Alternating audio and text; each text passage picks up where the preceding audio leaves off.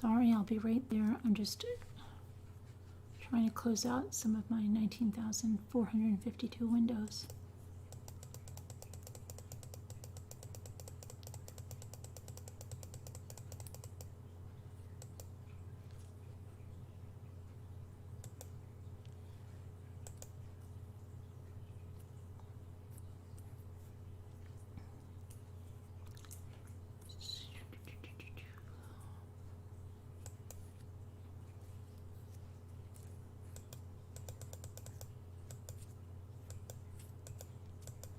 Still not enough windows to close out. Hang on.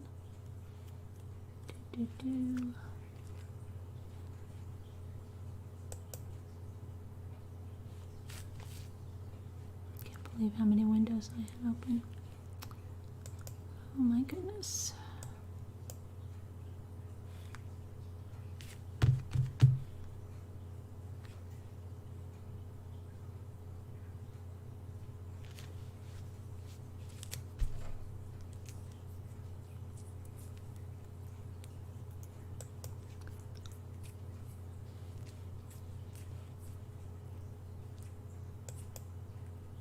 Shoot. Hold on a minute here. Take care of something.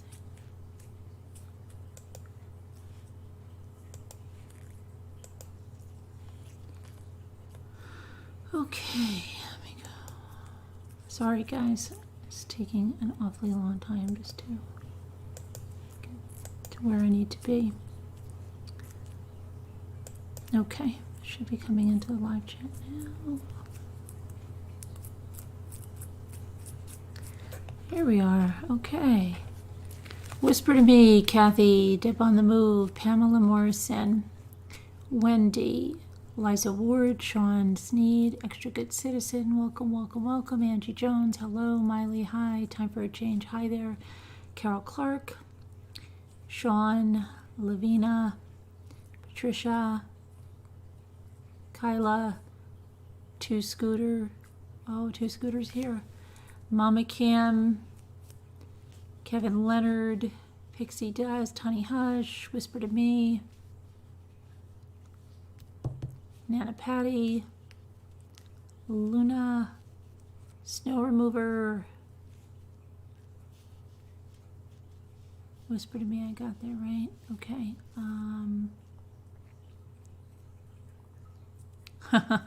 Extra Good Citizen. I don't think he'll come in all bossy. I think he's really trying to fit in and acclimate himself to the chat, you know? Yeah, no. Hi Slam RN. Hi Miss Mary. Al Burr. Linda Irby. Tam Lynn. Linda Gelb. Brad Sweet. First time here, Brad? Welcome. Fran. Cold morning in the UK. Hi Fran. Hope you're feeling better, Honey Hush. What was Nora Woods? Marianne, how are you? Okay.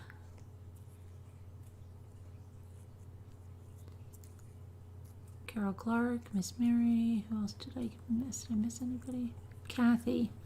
You've been sleeping at night. Oh my gosh, really? What a thing to do. Sleep at night? That's crazy. That's insane. How could you sleep at night? Crazy, crazy, crazy. Abby Rhodes. Hello there, Abby Rhodes. Hi, Ivy Lynn. I'm actually his wife, Rachel. Oh, hi, Rachel. How are you? Hi, Sunkissed Adrift. How are you? Nightbot has all the links, and he's been an overachiever. He's doing a great job. That's the attitude, Snow Remover. That's it. Hi, Augie, Definite. You're welcome, Honey Hush. Okay, so if you've all by now, right, heard that Scott Peterson could possibly get a new trial, and the way things are going, I don't know. I almost feel like, you know what I feel like? The justice system has become reality TV. And they're sitting around going, you know what would be fun? Do the Scott Peterson trial again. Yeah. I think it would be good. Good for the ratings for everybody. Yeah, that's great. Court TV would love it. Dateline NBC, 48 Hours, all the major networks, they would love it. You know what the outcome's going to be, but let's just do that again. You know how they have sequels to movies? I'm seriously thinking they might just say, let's do it again. You know, and it might be a comical stance here, but I guess because I'm in disbelief, I don't know what else to think.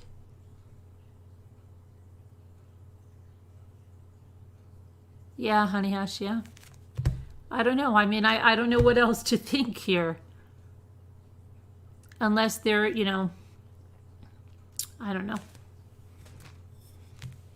Unless they just want to just re-examine it in order to say that they did and it wouldn't have made any difference. No, Brad, it's just about the juror. I have a video about it. It's a very, very short video, 6 minutes. You can get all the info and good stuff there. Hi, Tracy.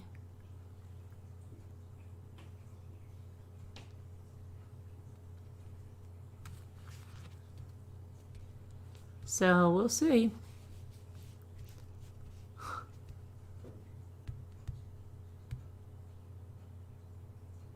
Showing evidence that supposedly wasn't followed.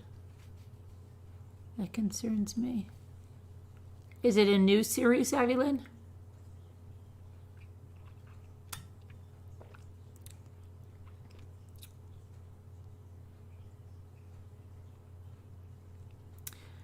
Patricia, I made a 6-minute video about it. It'll give you all the details. I actually never thought he did it. A cheater, yes. A killer, no. Who do you think did it, Tracy? Hi, Suki.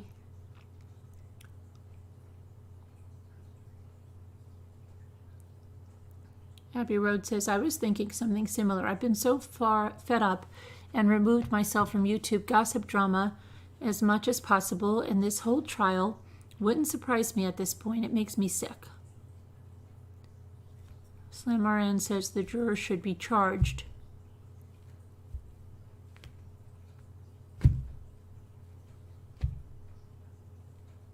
Ivy Lynn says, no, it's probably about 2 years old. It's very good. Hi, Nightbot. Lacey and Connor. Brad didn't have a chance. Why should he? Right. The 2 guys who robbed across the street.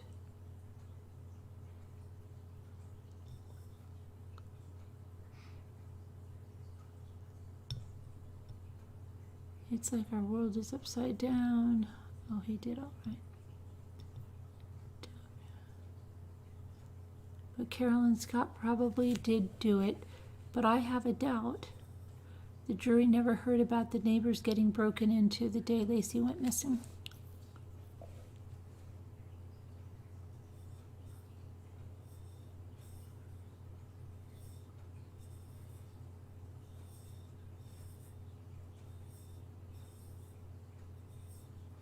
Nightbot says, I'm so happy that I have a new BFF in Nicole Griffith. My dream is to meet you someday. I don't even think she's here yet, Nightbot.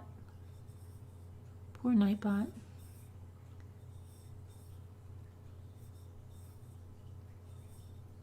No, Hurricane Hunter.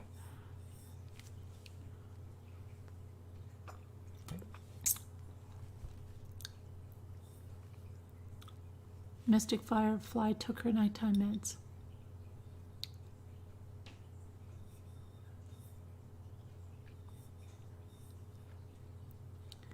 No one robbed. Patricia says no one robbed anything at the Petersons. Correct, Patricia. Very good. Have they proved that this juror was involved in a case? Yes, she filed a restraining order against her boyfriend's ex-girlfriend who was harassing her while she was pregnant. And then you also have the jury selection being an issue because they dismissed jurors that said they didn't believe in the death penalty, but they could vote for it. And they were dismissed.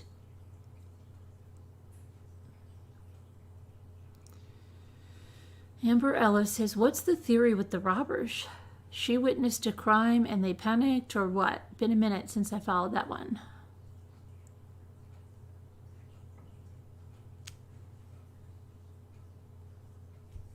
Honey says, no, not the Peterson, but the neighbors were Patricia.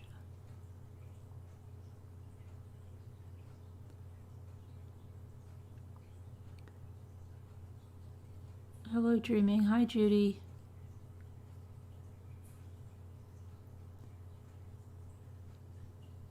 You feel bad for Sharon Roca, family and friends. This is so sad that they have to go through it again. Well, we don't know, Flyer B. We don't know. We don't know that yet. I agree. It's horrible. You know, I'm saying, don't get me wrong. What I'm saying in the beginning is almost like disgust. That's what I'm saying when I say that they're saying, let's just do it again because it'll be good for court TV and stuff. It's disgust. That's what it is. It's disgust, sarcastic disgust. You know what I mean? Not seriousness. So maybe some people don't get my sarcasm. Please get my sarcasm. It's sarcastic disgust.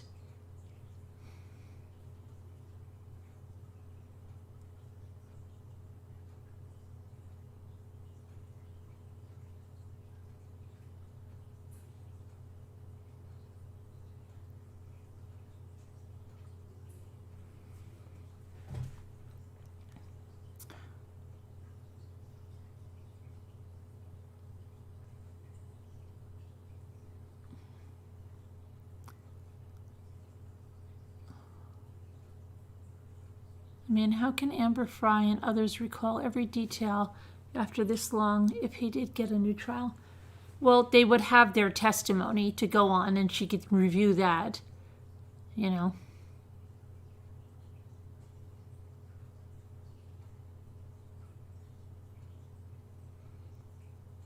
Divine, it says, yes, Ivy Lynn, especially that Scott had the boat and was out in the same faraway area that Lacey and Connor's body was found. Hi, Janice Wolf. I thought a decision. No, I have a 6-minute video about it. They decided that they would re-examine the murders, but a new trial hasn't been set. It could go to a new trial and it could not. That was the decision. And then you have that the death penalty was overturned in August 24th, I believe it was.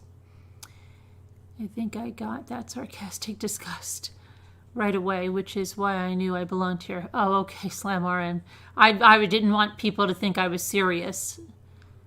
Sometimes, you know, people can think I'm serious. And they can think Scooter's serious, too, when she made those tongue-in-cheek, sarcastic... Well, hers weren't really sarcastic. They were just so obvious to us that she was joking around, but there were people that didn't know she was joking around and were saying, like, oh, I can't believe it. I can't believe she treated you like that.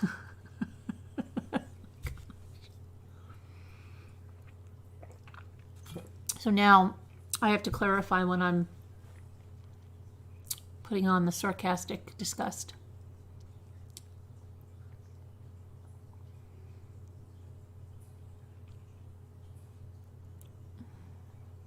Hi, Treasure Cassidy.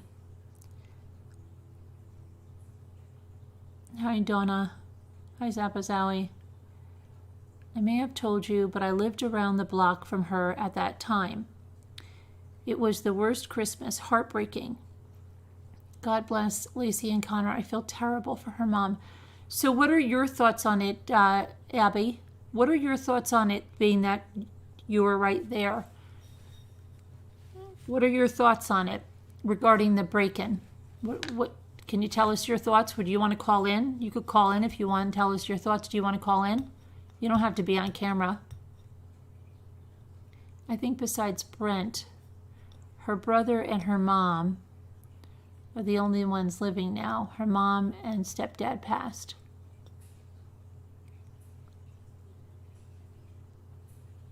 Wait. Abby, that's not clear what you just said. Lacey's mom didn't pass? Okay, why don't you, can you send me an email? Here, I'll put hold on.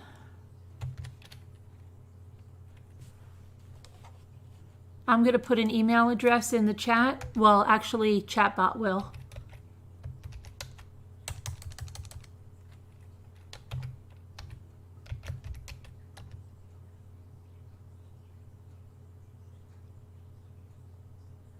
Okay, so, and I mean Nightbot.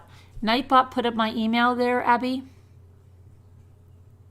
Her dad and stepdad, right, okay. So, if you can just, no problem, Abby. If you could just please, did you see where Nightbot put my email? If you could email me, then I can send you the number to call in on.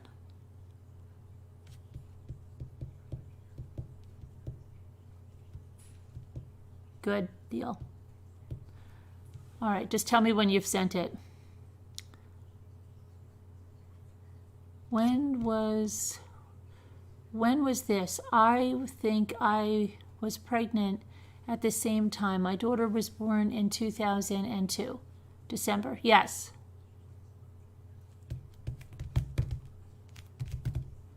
Her face shows what he did. His face shows what he did. Evil inside the other. Pixie dust. Hi, teacup.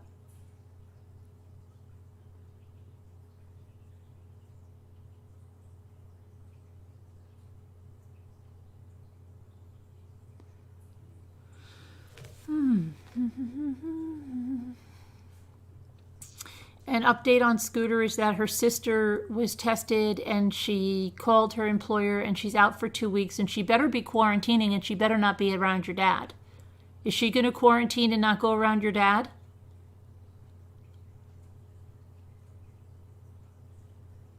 And then Scooter is supposedly, you better go tomorrow, Scooter, going for a test tomorrow. I don't know why she didn't go today.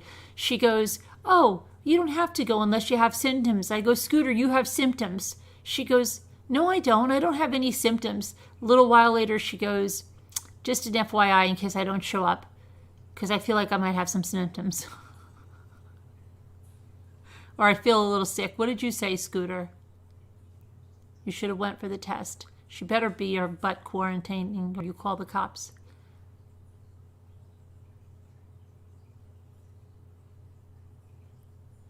No, Mystic, but she drove with him to Scooter's house, well, to Dave's house.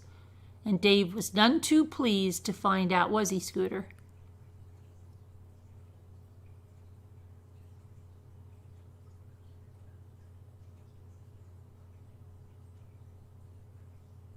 She said her sister won't get her results back until, what did you say, Saturday, Monday, or Wednesday, or something like that? Something crazy like that?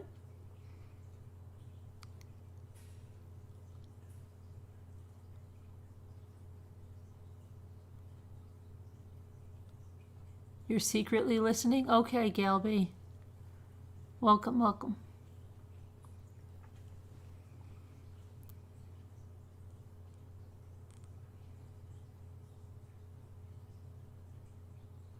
I don't know. I told Scooter she's a better woman than me, that she didn't go all ballistic on her sister.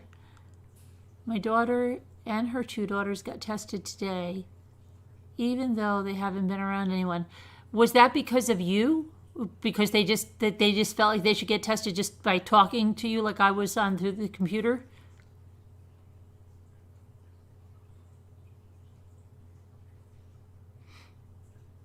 And you didn't go. Hey, Donna Marie, how are you? Hi, Gigi. Hi, Karen McCann. You have been hunkered in like the Unabomber, lived in his cabin for months now. Wow.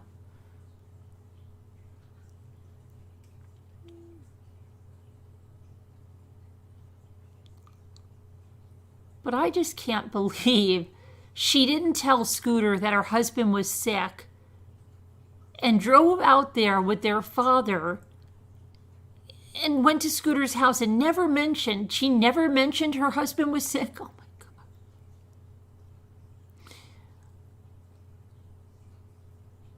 How is she feeling, Scooter? Does she have any symptoms? Caroline Connor, you're very lucky you didn't do Scooter's hair. Hi, Kathy from Texas. Scooter, make sure they have the 1 hour test. Yeah, I mean, why wouldn't you get a freaking 1 hour test, Scooter? Your sister should 100% get a 1 hour test. Did you go back to Dave's house?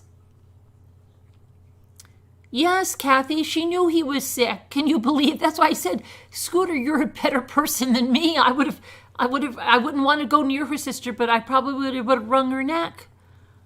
Oh, gosh.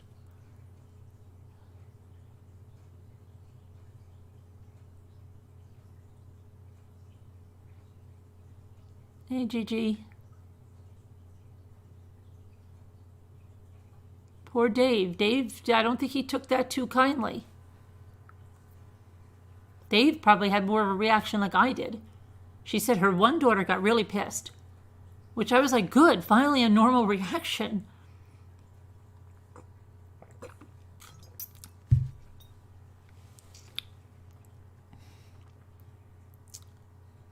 She should have stayed home. That's right.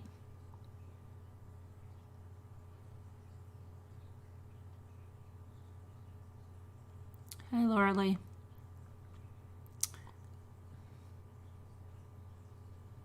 Yeah, I can't believe how calm Scooter was about it.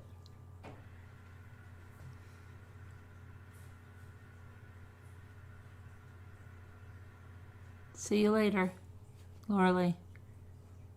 Hi, Margaret Slater. What's the question marks? What's your question, Margaret? She didn't know he tested positive, but she knew he was sick. She knew he tested positive when? The day after she left? That she left on, what'd she do? Come Saturday and Monday she knew?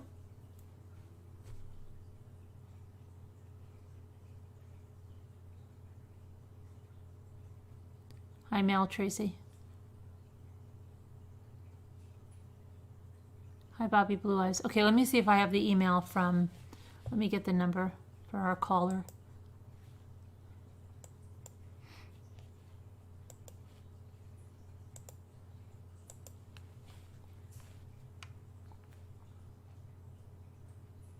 No, I think it was Monday.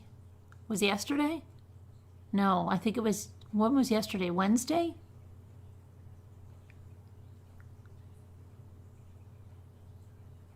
She did get the pics, but I had gone to sleep. Oh yeah, I didn't know if you want me to show them, so I wasn't going to show them without your permission. You can let me know. Okay? Now let me see here. I've got to see if our caller sent an email. Caller on the line.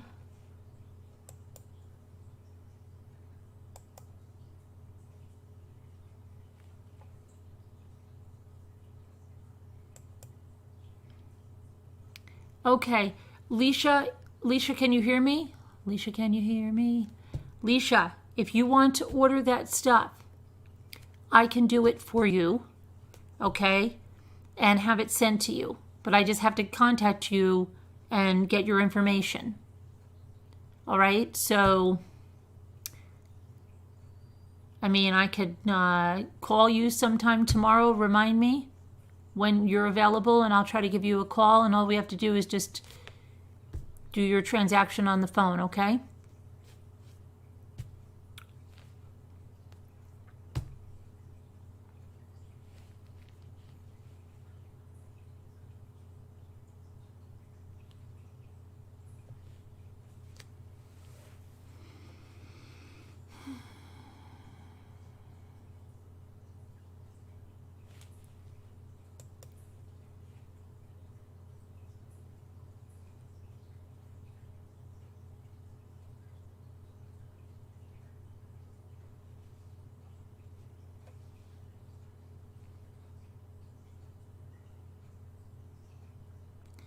I cannot find your email yet. Did you send it, Abby Rhodes? Abby, I don't have an email yet.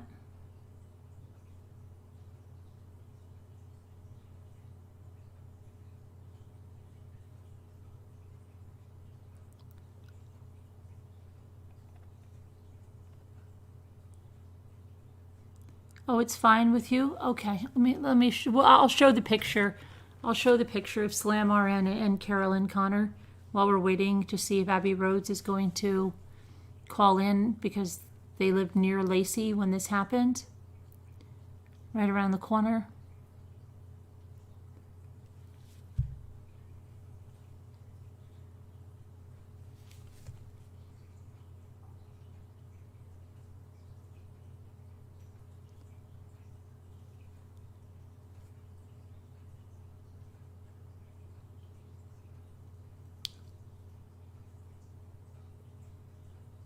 There's the email. Nightbot just put it in. Thank you for doing that, Honey Hush.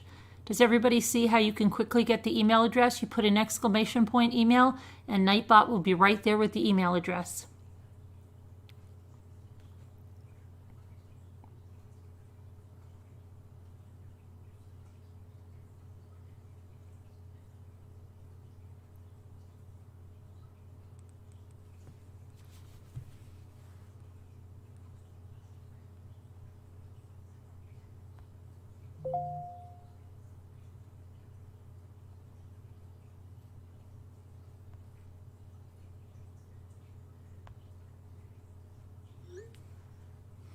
Okay, let me get Caroline Connors.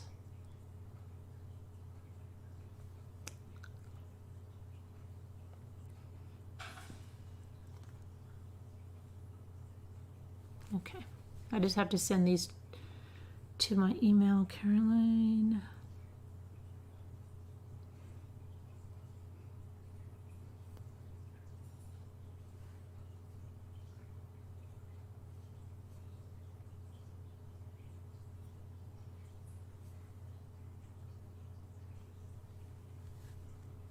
Carolyn, I sent a new email. No, Gigi, where did you send it? Did you send it to the email that Nightbot has? Hi, Tierney. Did you send it to that email, Gigi?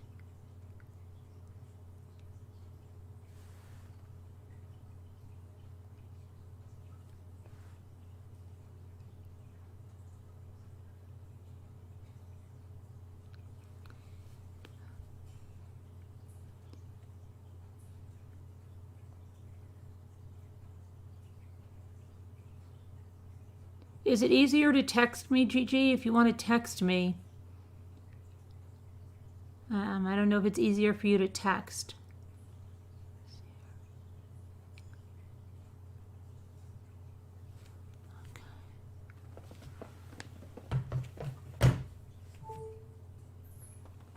Okay. Flying squirrel. You hear the flying squirrel? Rocky. What you doing, Rocky?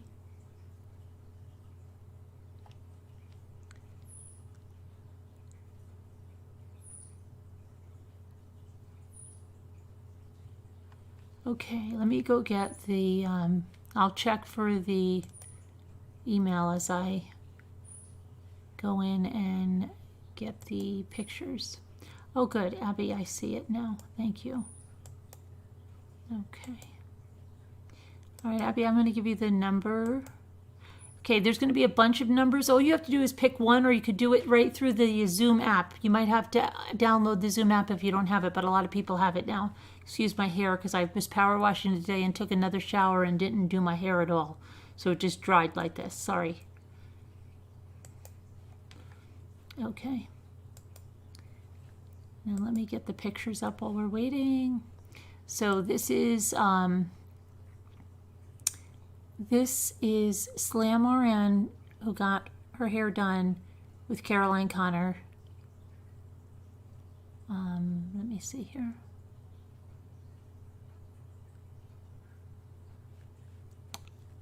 I've got to go like this. Okay. Here's picture number 1. Excuse me, wait a minute. Here's picture number 1.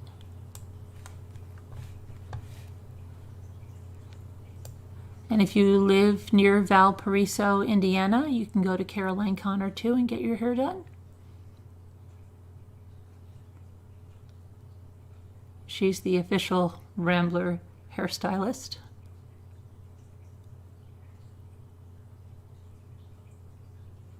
Okay, let me see here now. The other one, here's another one.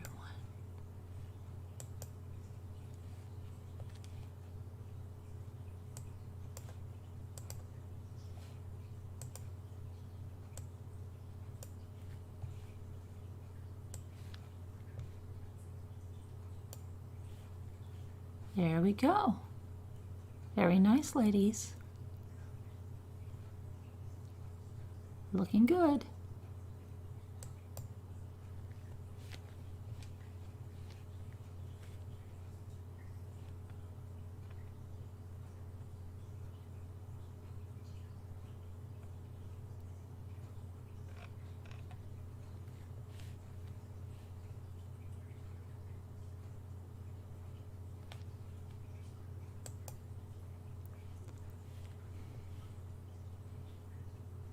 Hi, Wendy.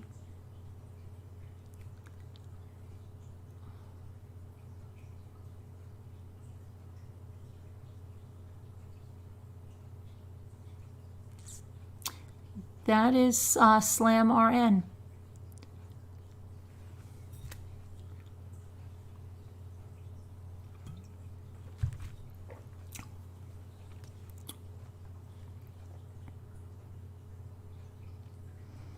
Abby Rhodes, you're putting your email, and you don't want to do that. You want to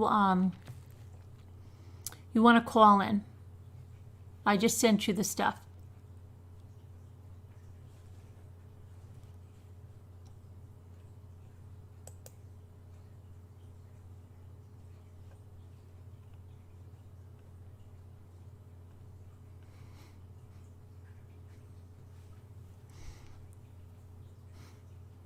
Hi, Jetta. Ada. Hi, Ada, Jetta. Ada, Jetta.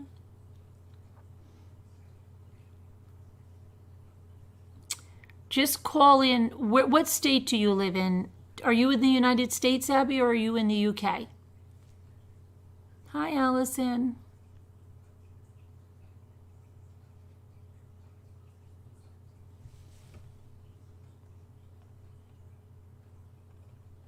Hi, Henny.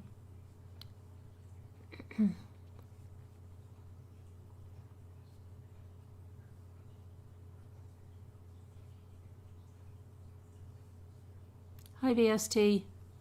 I had my mouth all fixed for a nice special chai latte and only have lemon ginger tea bags. That's a big disappointment. I can make chai from scratch, but that takes a minute. I can understand, VST.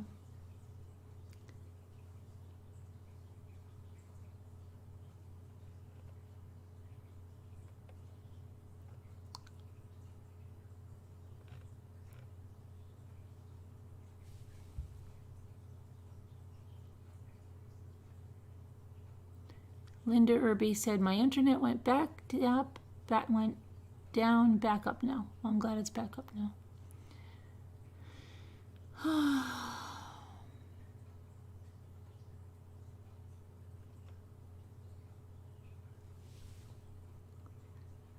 I wish we could get Scooter a 1-hour test on camera. Wouldn't that be good?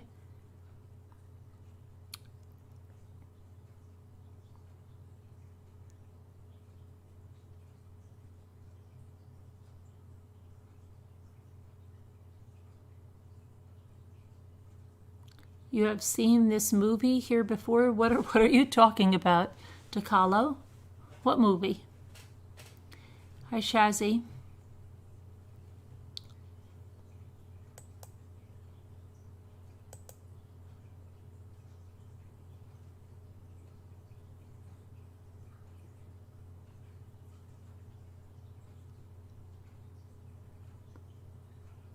That would be fun, Scooter.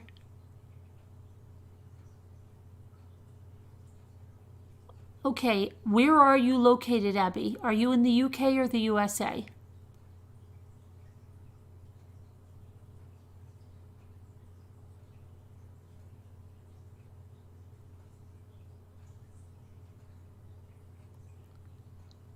You woke up so happy, Kim Miller? Hi, Kim Miller.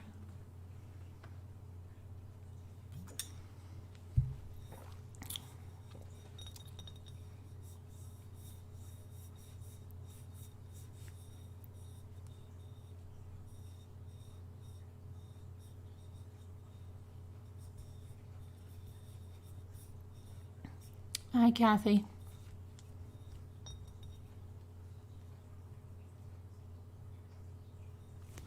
All right, hope everything is okay, Caroline.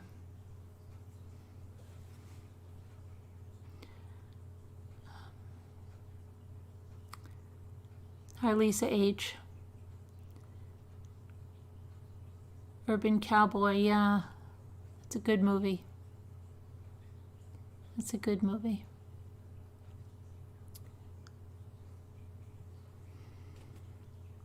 So Abby, did anybody see where Abby is located? Because I keep either missing it or I'm not seeing it, or well, that would be both. I'm missing it, or I don't know. I'm missing it then because I'm not seeing it.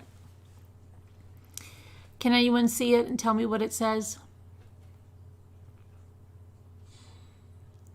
Davida, what did I do today? I power washed the deck. I went through all of the totes that we took out of the shed. I got a whole bunch of books. We donated them. And then I packaged everything up, consolidated, took some stuff inside, consolidated other stuff. Jimmy put that stuff away in the garage for right now. And then I power washed the deck, like I said. I went for my bike ride, like almost 4 miles. And what else did I do? Then I came back. I cleaned the kitchen some. Put some stuff, tried to organize some more stuff inside. I took a shower because I felt ultra itchy and stuff after power washing. That's why my hair looks so lovely. And then what else did I do? And then I did some, work stuff, answering emails for the blog, sending emails for the blog, doing some stuff on YouTube. Oh, and I made the Scott Peterson video. I ate dinner somewhere along the line there. That would kind of like that. What did you do today, Davida?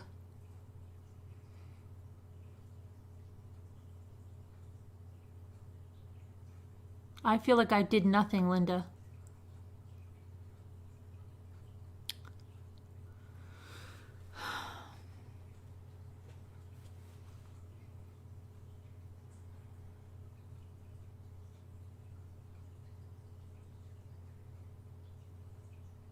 Well, I don't know. Maybe I should just go on with headlines if Abby can't call in. Abby, see if you can fix that. You should just download the app. Hi, Deborah B.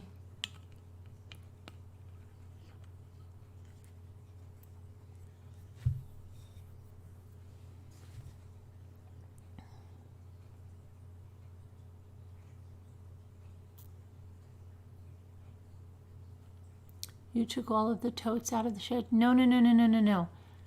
totes, but they weren't in the shed. That's the thing. They were on the deck, wrapped up in these big tarps. So that was a big accomplishment. Now there's no more stacks of totes on the deck anymore.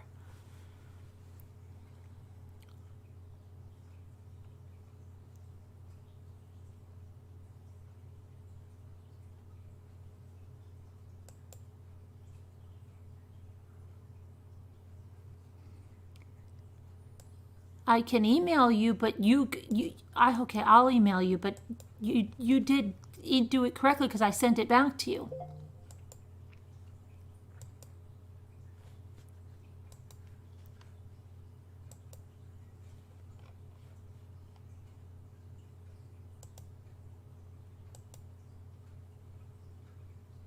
Yeah, I sent it back to you. Can you look for your email?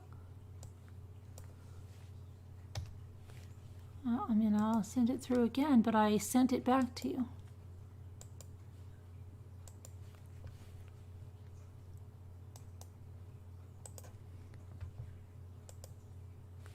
I sent it again.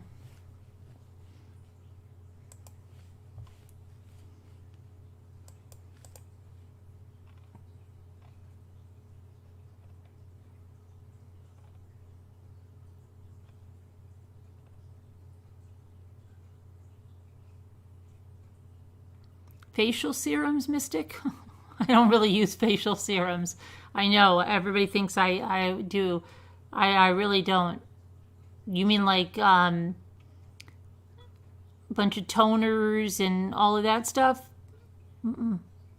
I don't do that. The only thing that I do use would be like a tinted moisturizer, and that's it. And that's from Sebella by Melaleuca.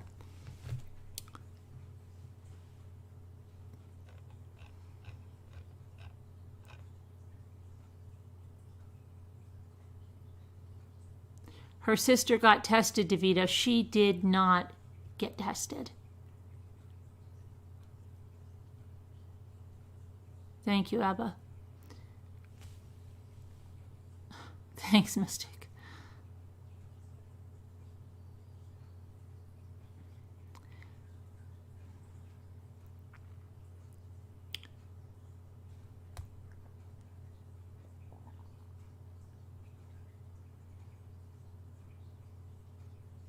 Oh, look at Nightbot. I hope you are all finding my more redeeming qualities. I do appreciate those who have sent messages of love. I am trying hard to fit in here. Who have sent Nightbot, sent.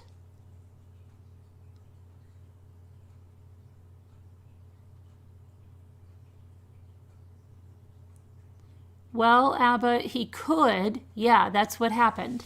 I have a 6-minute video if you want to hear all the specifics, but yeah.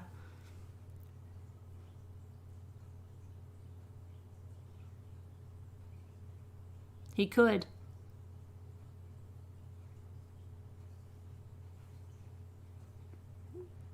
The ruling today was to re-examine the murders, and August 24th, the death penalty was overturned.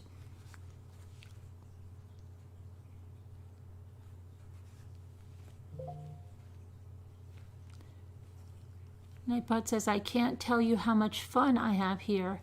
I am so happy to be a rambler. Love to you all. Aw, thank you, Nightbot. Yeah, Slam RN.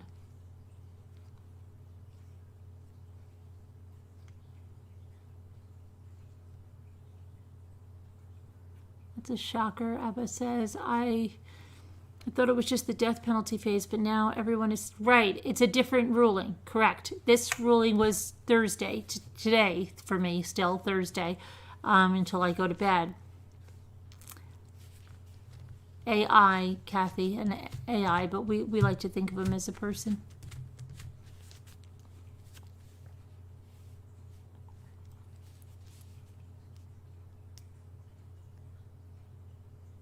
What's unbelievable, Mystic? Oh, we got Abby. Here we go. Hi. Hello? Yeah, you made it in. Now, are you in the United States? I am. I'm in California, Modesto. Oh, that's right. Yeah. Okay. How silly of me. I'm really losing my I'm mind. no. I'm so sorry. I've never called in before, and oh my God, it's harder than my son's 8th grade homework. Oh How my are gosh. you? Good. How are you? I'm good, thank you. Oh, so you live? Do you still live in the same house? No, we moved shortly after there. After that, it was, I lived on Encina in Santa Barbara. It was, I think, 4 streets down, and she lived on Covina, I think. And I used to take my daughter's stage in her stroller because her house on Covina, they had the trail that went down to the park. Okay. And there was a lot of people that walked down there every day, and I went there every day. I took my older daughter to preschool, and it was awful. I've seen her. I didn't know her. My dad was friends with her, and my dad was dating a teacher, and so a teacher that she worked with. Mm-hmm. And then my next door neighbor, her daughter had Lacey as her substitute teacher, and I heard the nicest things about her. But I never actually met them. Okay, so now the day she disappeared, were you in your house that day? I was. We had moved. Well, no, I guess we moved 2 months after that. And the day we disappeared, so my best friend lived on Severin, which wasn't far from there. And I remember it was just, I don't know, we were in shock. It was horrible. And I didn't believe it. I remember calling my dad and telling him what happened. And he said, no, Scott's a really nice man. And the one thing that I've heard that no one else or someone else commented that they didn't hear was, and I remember this specifically because we bought a car from Robert's Auto on McHenry Avenue in Modesto. Mm-hmm. And she was only gone 2 weeks, and he took her car and sold it. And he, my dad knew him or something. I don't know. My dad called and said, I think his name was Robert. But anyways, he brought the car to her parents' house and said, I'm giving you this back. I'm not charging you anything. I'm giving it back to you for when she comes home. But I remember that was a big deal. And we helped hand out flyers, me and my friend. I think it was the next day. It might have been 2 days after Christmas. But I remember him being around, Scott, her husband, being around. And one thing I didn't see him at the vigil. I remember her friends and whatnot, because we all went to the same high school. I think she was younger than me, but the friends that I knew, because my dad was engaged to someone that was a couple years older. I mean, his daughter was a couple years older than me, but they knew Lacey, and she was just a typical teenager, and she was fun, and she was just a sweet girl. Mm-hmm.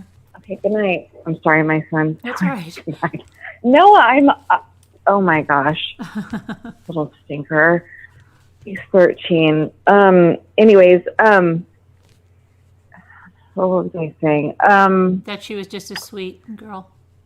Oh yeah, she was really sweet, and I knew. So my dad's fiance's daughter, her boyfriend dated her a little bit, or was friends with her. I don't remember which, but I remember they were friends, and they'd all sneak out and in high school and go have fun. And she was just a really, really sweet person. And my neighbor that had her, or her daughter had her as a substitute, she was really sweet. But the one thing that stood out from the beginning was he would never, and I remember going home and saying this, he would never look at the camera. Mm-hmm. And I'd never been a part of anything like that. And everyone was coming together and handing out flyers and shock. And I remember telling my husband, it's so weird that he turns his head when they were trying to interview him. That was like a big thing. I don't know. It just made me. It was weird. I mean, It was weird. I remember suspecting him from the beginning. I remember when her mother was like, "Oh no, we would stand behind him completely," and then then it started to unravel there. He was at the vigil talking to Amber on the phone, correct? Yes. Was her name Sharon? I think it was Sharon. Yeah, LaRocca. Peterson. Yeah, Rosa. She was so sweet. And her dad, oh my gosh, her whole family they were just the sweetest people. And I think she knew sooner than she let on. I really do, because she was trying to be supportive, but the verbiage he used, like, I know the past tense thing, right, is always something that stands out. And then he would go in and take pictures down in the call center they had. Her best friends from high school they just set up something really quickly and tried to help. And he would go in and take pictures down. It was just really weird. Oh. And of anything with him in it. And I remember, like, why would he do that? Right. But yeah, if someone's missing and then it's a child, I don't know. I thought it wasn't just that I automatically blamed the husband right away, but the fact that he wasn't going on. He had so many resources and so many people everywhere. I was just surprised that he wasn't taking advantage of that. And instead he sold her car. I think he even looked into a real estate agent really soon after she was gone. And then when the house across the street was burglarized, those people were out of town. And those guys even came forward that burglarized the home. And they admitted to it and everything. And they weren't hardened criminal. I don't know. It was... Okay, I don't believe they had anything to do with that. The people that say, oh, they had something to do, you don't believe that? I don't, and not to demean the person that saw her or heard about it. She was in her 90s. I believe she was in her 90s. So I think she was off a couple days, maybe, that had said that she had seen Scott and Lacey out there. I was pregnant with my second child at the time. I even remember thinking, oh my gosh, there's so many moms and kids that walk down there with dark hair and whatnot. And, and I'm sure she was with it and everything, and she was very bright. I really think she had her days off, and there was no sign of, anything. And we learned right away also, I don't remember all the details. Oh my gosh. But I remember them going to his warehouse, and I didn't understand what this was, but someone had said that there were 4 powdered rings, and I didn't know what that was, but I guess it was for making anchors, which I don't know how he didn't sink his boat. But maybe they weren't that giant, but they were little. They weren't giant, but still at the same time, I'm thinking he poured 4 concrete anchors before that. So they were still there. Those rings were still in the warehouse that he worked at. I don't know. I thought that was a red flag in my mind. And then my sister had her, I think, Amber Fry, I believe her sister was a hairdresser who did my sister's hair. Such a small world. I know Amber was in Fresno, but anyhow, my sister had, or she had spoken to her and heard all these details, and it just makes me sad. I don't think he's innocent, and it makes me really sad because her dad, oh my gosh, her dad was so upset, and I know Ron Goldman, I believe that, not Ron Goldman, I'm sorry, I'm thinking of O.J. Simpson. I think her dad's name, and what is her real father's name? I don't remember his name. I'm not sure off the bat. I forget that, but I know he was very upset. It was so sad. I think it just broke his heart. But he was so sweet. I think it's her brother, and she has a sister also. I don't know anything about her brother and sister, and then her mom, of course. And her stepdad died as well, right? Yes. Yeah, her stepdad and her real dad. And I just can't believe that. I mean, I understand from a distance, but being around there and all, I don't know, his behavior. Did they ever find her dog? Yeah. Her dog was back in the yard with the leash still on. And they said the neighbor said that she found the dog running around and put the dog back in the backyard and shut the gate. But he had the leash attached to him. Yeah, the leash was attached, and I think he did that. But who goes golfing or fishing or anything when their wife is that close to being due? I think he just wanted a new life, like the other idiot that keeps Chris Watts person that keeps coming up. I just think he wanted to start over, even though Amber had a child. I mean, God bless her. I remember thinking when he took off, when they found him, I think heading to Mexico or something, when he had changed his look, people were speculating, and he had like a disguise. And I think his mom went and withdrew money for him. And then he had a few IDs and other things. And people were worried that he was coming after Amber. I remember hearing that, she was a little bit concerned because I don't know, she kind of... And didn't he left gifts for her in a bush, right? In a shrub. She left what? He left a gift for her in the shrubbery somewhere. I heard that, a Christmas present. Yeah. And I thought, how creepy. He was there. I didn't know if I thought he was going to hurt himself, honestly, because I thought there's no way he does not want to go to jail. He was I think he was kind of spoiled. Mm-hmm. But, I don't know. I thought that poor girl. I felt really bad for for Amber. I think she seemed like a really nice person who, just got mixed up with the wrong guy. But I hope I understand there were some weird jurors. I remember when the whole thing was over and they came out, it was just really inappropriate. It was really inappropriate. There was a girl with purple hair. I remember that, or something like that. I think she was writing him letters in jail.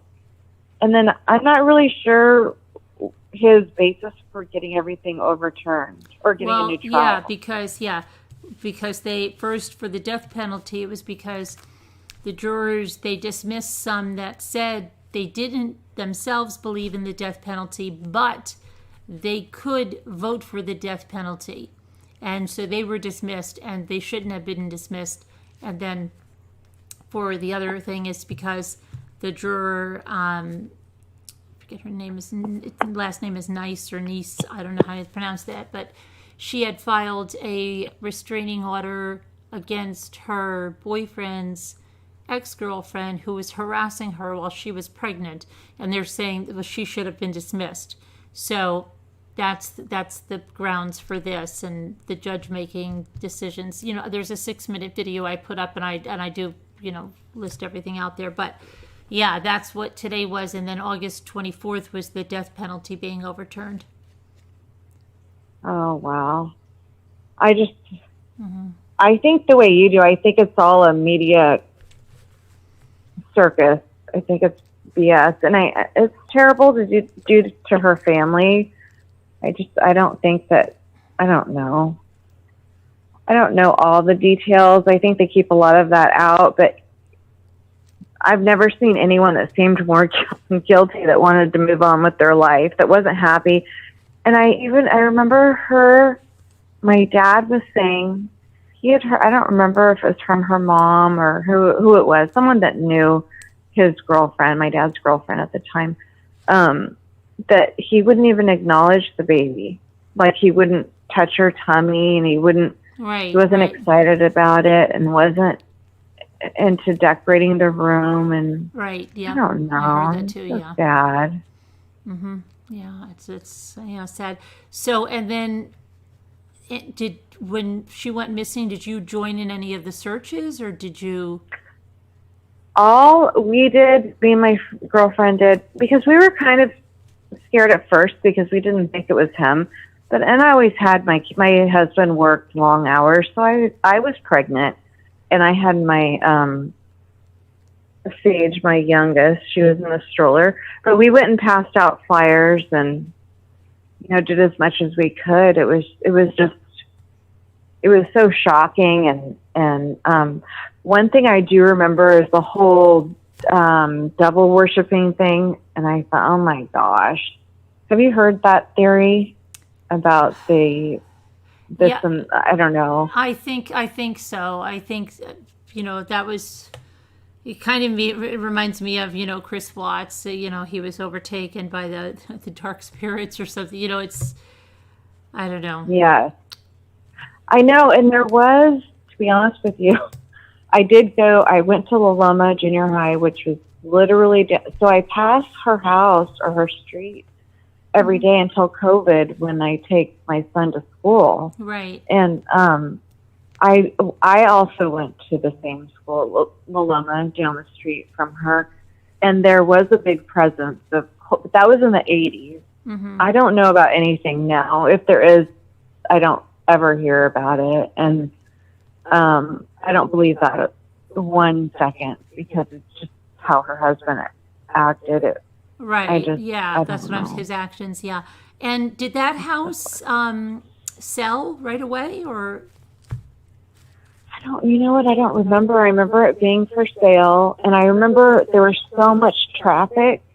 It was almost like a tourist attraction, which is so sad. Mm-hmm. But it was just nonstop for months, and then we moved because I don't know, I was just uncomfortable. Right. I wasn't that close. I think I was 2 streets down, but they're pretty long blocks. But it was just sad. I didn't want to, walk by her house. And did you have any trouble selling your house because of it? No, we were actually renting it. And honestly, our landlord, we were so young. I was only, I was 23. Now I'm 49 now, and I think, oh my God, I was a child. Right. But at the time, our landlord lived in the Bay Area, and now those homes go for. That house sold for over $400, and at the time he offered it to us for $92,000. You mean $400,000, right? Yes, it's 400. Yeah, I'm sorry, 400 now. Otherwise, you said $400. Then, that's a pretty big bargain. Yeah. Now back then, I remember telling my husband, I was like, let's take it. It's a really pretty neighborhood. It's beautiful. But back then, it was so low. I don't know. The prices of homes were so low. And, oh, my gosh, I wish I would have and held on to it, resold it. But, no, it was pretty quiet, except for her street. There was lots of people driving through, coming through town that drove by. And I could see why he wouldn't want to stay there. But I feel like her parents or his parents just made excuses for him. She reminds me a lot of, I don't even like saying his name. Cindy? Yes. She really does. Just making excuses, and, everyone always blames the mom, and I'm not doing that. And maybe, I don't know. Actually, John Douglas, one of the biggest criminal profilers, says the mother is almost, that's the one thing. He said, mothers, be careful, because of everyone he's profiled. The mother has a big part in what they turned out to be. I believe it. I remember hearing that too, and I remember someone saying when my parents got divorced, and honestly, my dad was the mean one, and I favored I don't know, it's like human instinct or something. You find poor moms. I have 2 older daughters, and my son's 13, and I'm just thinking, oh my gosh, I'm going to get blamed. He'll have a lot to tell his therapist. I don't make him do enough chores. I'm thinking, please just be a nice person. No, he's a really good person. But I know the mom's always the first one.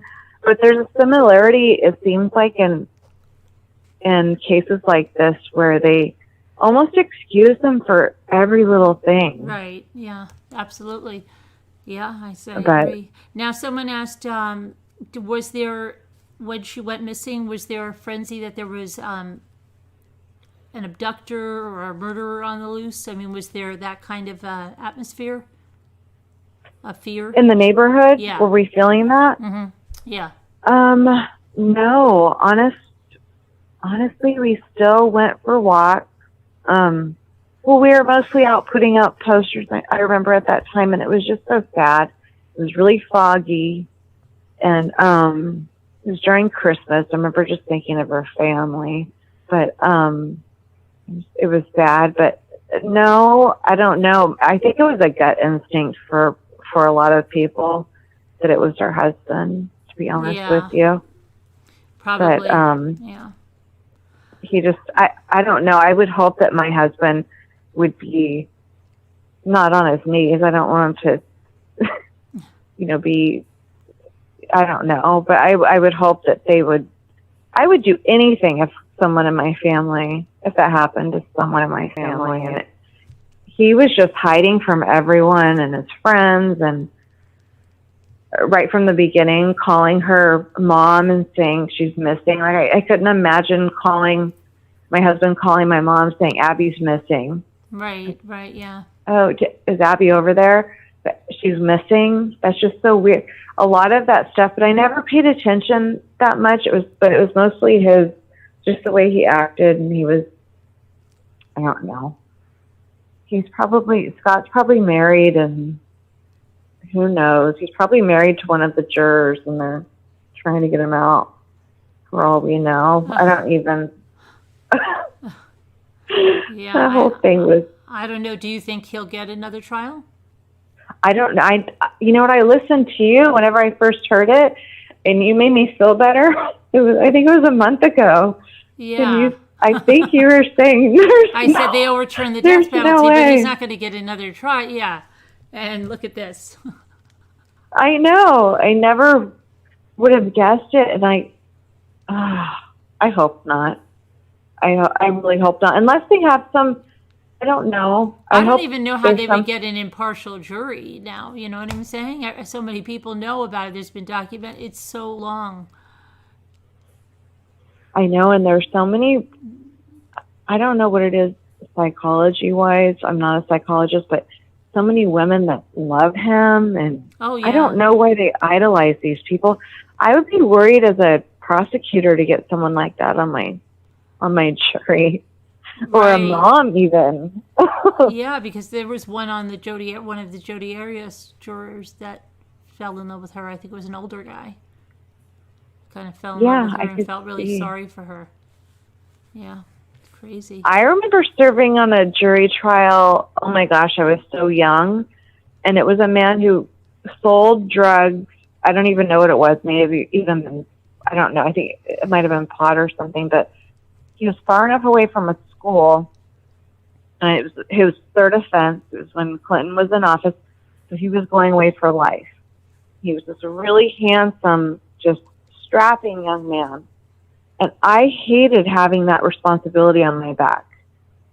But we don't know anything. The person doesn't say anything. Their lawyer does all the talking, and I was I think I was 19 in the jury.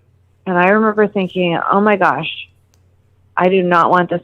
I hope I never have to serve on a trial or a jury like that. I don't want to decide anyone's fate. And those poor people with that, what's his name, Joel Guy, or I don't remember. Joel Guy Jr., yeah. Yes. I mean, God bless them. The PTSD that just from being a juror. I don't know how they, those poor things. Yeah. I don't know. But, yeah, I just don't know how they would even get it. I know. Probably they're just going to say, no. But maybe they're just humoring him and, going to say, oh, yeah, we did re-examine it. And, It's not going to make any I difference. know. Just like they did with Jodi Arias, because Juan Martinez was found to have done some questionable things, even though I liked Juan Martinez, but they still didn't end up then giving her a new trial or overturning the verdict. So I think maybe it'll probably be like that. Hopefully. They'll just say, look, we looked into it. Now it's done deal. We gave you the death penalty, gone, but you're not getting out. I hope so. Yeah. And who knows now with doorbell cams and all the security systems, do you think that with the, I hate bringing up Chris Watts, but do you think that their security system has everything that happened in their home? No, that drove me crazy because we had like some new people that came on and they were like, this is my security system. But it's like, yeah, there's different grades of that one and they didn't have that kind. They only had sensors. They didn't have any video and stuff like that. So yeah, that was a big, misconception of what was going on. And yeah, no, they didn't have that one that I know everybody thought they had. And it recorded everything in the house and it's all there. No. Mm-mm. No. I just saw that recently online. I didn't follow that case from the beginning. And then I saw it online and I thought, oh, wow, I wonder if that's why the police didn't push further or go into more detail. No, and I think what's going to happen. There's so many new people that didn't follow the case that are coming on, and they're going through the case from the start, so that they're seeing like all of this stuff, and I'm like, oh my gosh, here we go, because that same station that said that also said that like this Post-it note thing was the search warrant. And I actually had to make a video about that, as strange as it may seem, because the question kept coming up and up and up. No, they got it on the search warrant. It was a freaking Post-it note. And I said, that wasn't the search. Look, this is the search warrant, and this is what they got. That was the officer's notes. Oh, my gosh, it was ridiculous. I mean, with any case, there's always like because there's some creators that will just say the most absurd things just to get people to come on in. And then those people come back all the time and say like, hey, did you hear this? Did you hear that? Did you know that? And like, that didn't happen. So just to make money.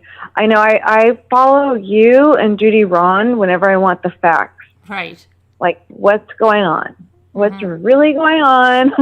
Yeah, absolutely. Even with the voting, I'm like, help me with these propositions. I don't know. The world is so crazy right now. But no, I know there's a lot of new people, and I'm seeing these people posting all this stuff about that, and I'm, oh my gosh, those people, you have so much on that whole case. I was so glad when you went on there and cleared that up. Right. About the what's his face wanting a new trial, wanting out. Of course he wants out. Who doesn't find God when they're in there? Right. I mean, good for them. I'm glad they do. Otherwise, they'd probably go crazy. But I don't think it's, in exchange for 4 lives you took. Yeah, but see, like, unlike Scott Peterson, Chris Watts, he didn't have a trial. So there's no improper jury selection. And he had effective counsel because he admits to it several times. Not only in the plea he signed, but also when they did the interview at Dodge Correctional, he said his counsel was ready to fight for him, and he didn't want to put everybody through that. They would have done it, he said. So he did not have ineffectual counsel. And so he really has no grounds for an appeal. And if you look at his plea deal, which we did the other night, he, says all of this. He wasn't like coerced. This was, he had ample time and everything. So, and then months and months later, when they went back up, he wasn't saying I didn't get a fair shake or whatever. He was saying, no, I didn't want to put anybody through that. Right. Yeah. And his lawyer, people keep saying, oh, they coerced it. No, they're just really good prosecutors. Tammy, I don't remember her name. Tammy Lee. She was just Tammy Lee, I think was her name. Tammy Lee. She was. What was that? Tammy Lee from the CBI. Yes, she was just trying to get him to talk. She knew what she was doing. Right. Anything she said, she could have said, "Did Smurfs come in and take this and that?" And yes, can I see my dad? And Right. It just gave him an idea. Yeah, they And all then do that. I mean, they did it with Jodi Arias too. Yeah, But they just try to get them to admit to a lesser thing, and then usually the whole thing comes out.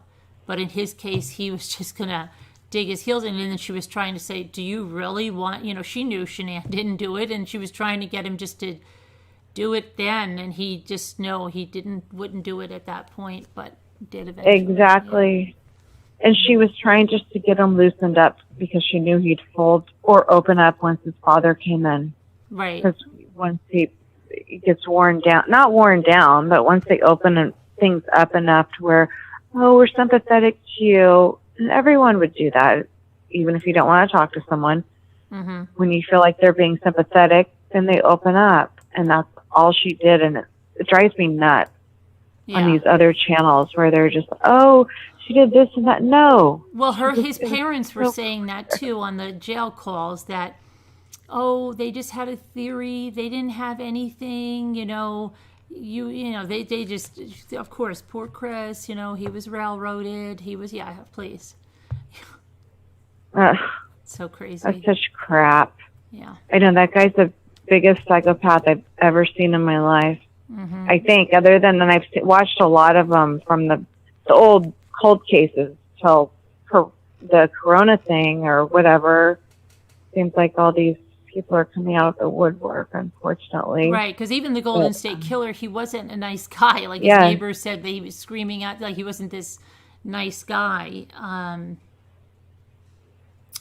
thinking of the BK killer. Yeah, and he wasn't a nice guy either. He was like, he really? Was he? One of them was really calm in the way they explained things, and they explained how they were horrible, violent people. Yeah, do you remember when they were his telling eyes the were like bugging out in court? Like, I don't know, he was making all these weird facial expressions, BTK. Yes. Yeah. And then didn't they do a documentary when they went in and spoke to him? It was one of them. He's really tall with dark hair and glasses. A huge man.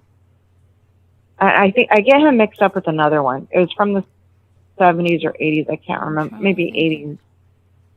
But they would interview these people. They'd interview them and see. And he had issues with his mom. Kemper? And he started. Was it Kemper? Which maybe he used to kill animals. Is how he started. Was it the one that cut his mother's head off?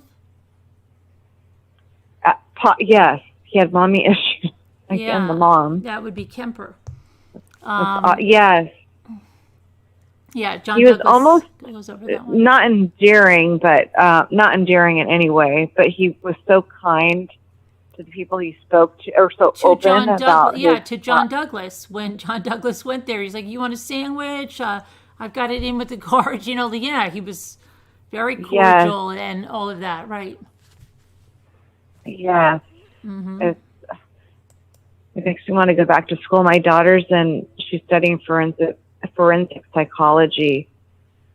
It's so interesting to me. And she's like, Mom, you're so upset. It's just been since this whole pandemic. I don't know. It's really interesting. I don't know what's wrong with people. Yeah. I'm so glad. I was going to say, I'm so glad you introduced me to Joan. D'Alessandro's case. Yes, I always try to message her whenever I can, or whenever I see you post something about her. I know I'm subscribed. Yeah, her mom is just an angel. I love her. I know, and that she's a wonderful woman. She always calls and checks on me, and then asks me to go to her group. Yeah, she's a sweetheart, an absolute sweetheart. Yeah. You are too. I always watch your. I go to bed all the time listening to you guys opening up your balls and stuff. And my husband, I'm like, I'm so sad I didn't get rid of the dollhouses for Hannah and Sage. I saved their dollhouses, and now I really want to go get doll furniture. I know. A lot of us want to restore some of them. Like Lisa, I know there was like that with the one that had the Melissa and Doug dollhouse that she redid, and it looks like a real house. That's like just crazy. I love Melissa and Doug. Yeah, but it's just crazy. They redid the entire thing, and you swear you're looking at a real house inside. And then it's like, no, it's a dollhouse. Like Elisa D could do stuff like that, like little carpentry. Like, I mean, just like it's crazy. Yeah. It's amazing. It really is. It's such a fun escape. I never bought their toy. Well, I would when they were on sale when the kids were little. They were so expensive, but they're really well made. Yeah, absolutely. But I don't think they made dollhouses 20 years ago. But now that it's just that. Yeah, it's great. But yeah, I love your channel, and I'm always here for you, Carolyn, and thank you so much for letting me call in. Yeah, I've never called in before. Yeah, I was just afraid that you couldn't call in, but I'm glad you did. It was a pleasure. I'm so electronically adapter.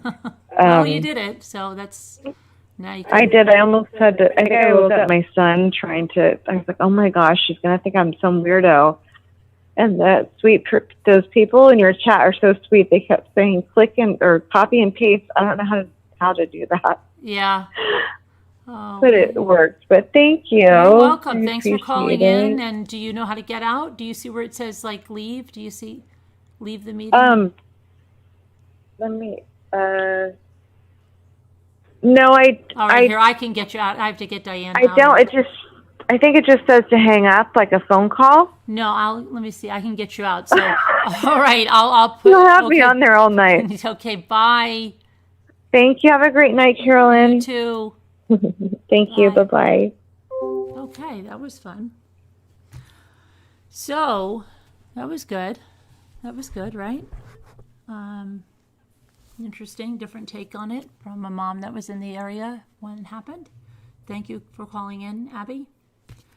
Let's see what's going on in the chat. Zappa says, I was so lost when you called in, Zappa. Yeah.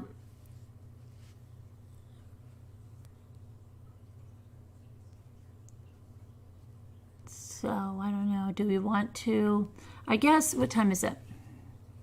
I'll put the number in the... in Slack if anybody wants to call in. I didn't do my headlines, and I'll do my headlines but I'll put the number in, and I'll just go over some headlines. Slack. All right, let me see.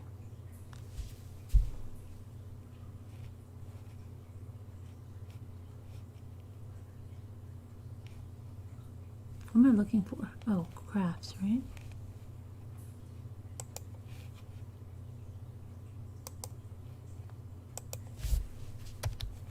And I'll do it here. Okay. All right. Now let me just see what's new in the headlines.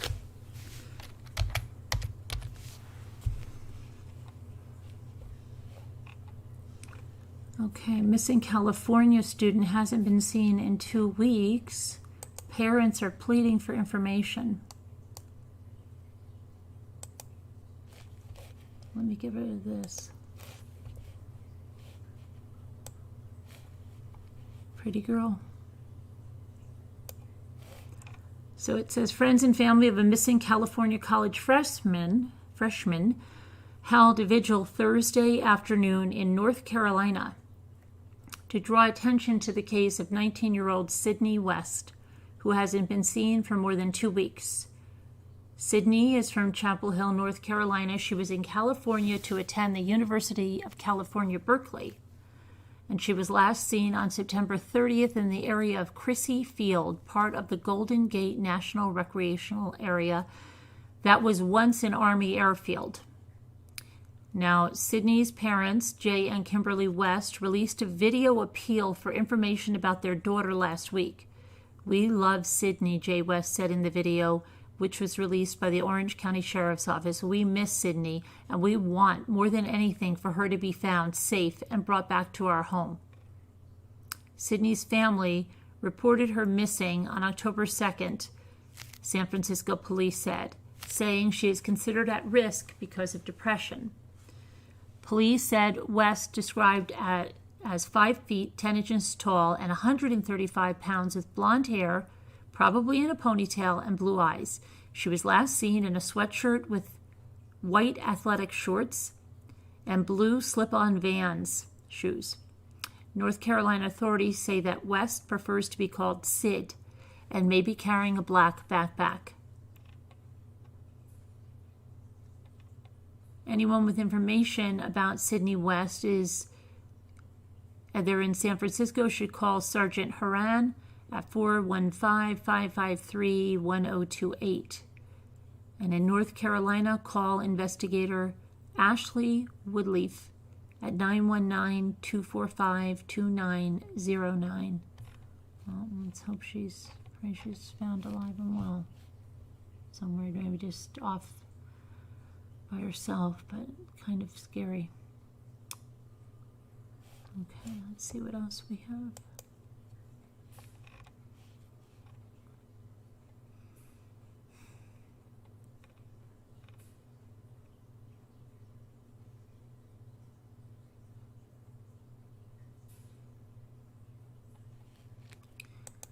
Okay, so we have, oops, wait a second.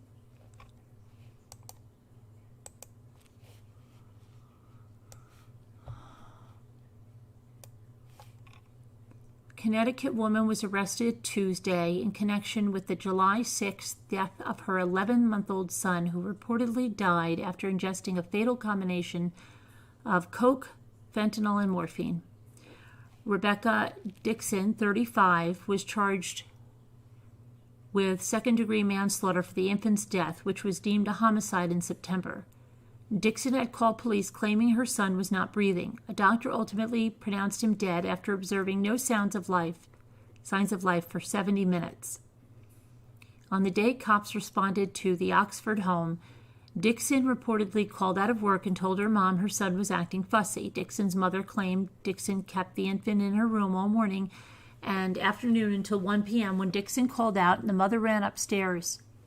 According to the affidavit, the grandmother reportedly recalled seeing the 11-month-old lifeless, lying face up on the bed.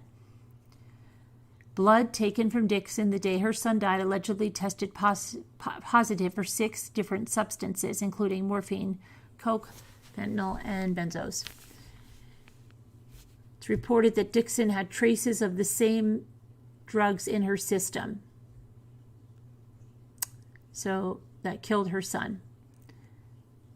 The state medical examiner wrote that the infant died from acute intoxication due to the combined effects of fentanyl and morphine with recent coke exposure. Dixon allegedly admitted that she and her husband used heroin. During a follow-up interview on October 1st, days before her arrest, Dixon allegedly told police she used H the night before her son's death.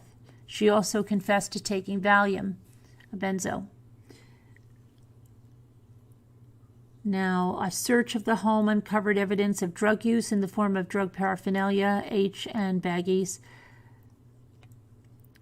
And per the affidavit, a police investigation also revealed that the deceased baby was born with neonatal abstinence syndrome, which occurs when a newborn is exposed to opioids in the womb.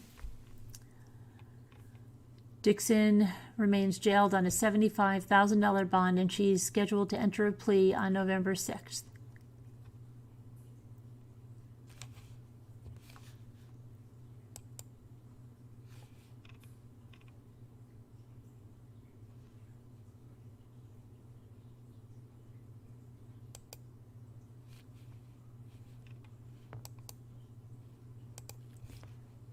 Okay. So, a Florida mom pleaded guilty this week to killing her toddler son 2 years ago and was sentenced to 50 years in prison.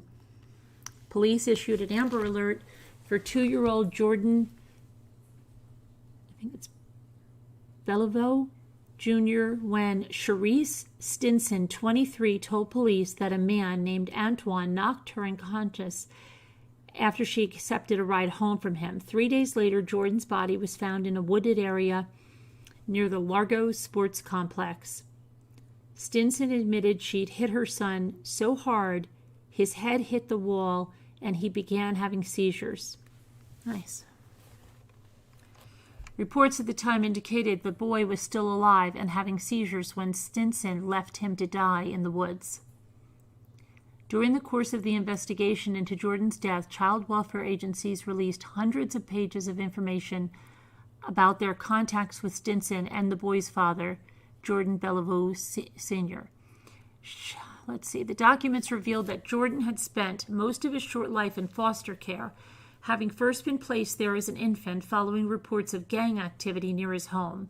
Both parents, however, were reported to be involved in his life. The parents regained custody after undergoing counseling and moving into a more stable, safe home, but problems were still noted.